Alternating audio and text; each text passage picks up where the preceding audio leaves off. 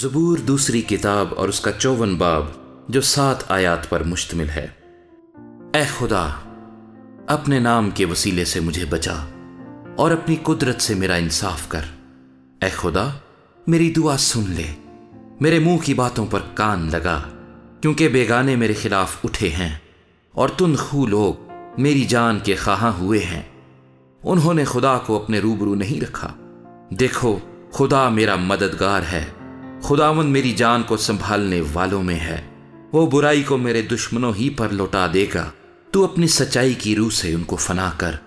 میں تیرے حضور رضا کی قربانی چڑھاؤں گا۔ اے خداوند، میں تیرے نام کی شکر گزاری کروں گا، کیونکہ وہ خوب ہے، کیونکہ اس نے مجھے سب مصیبتوں سے چھڑایا ہے اور میری آنکھ نے میرے دشمنوں کو دیکھ لیا ہے۔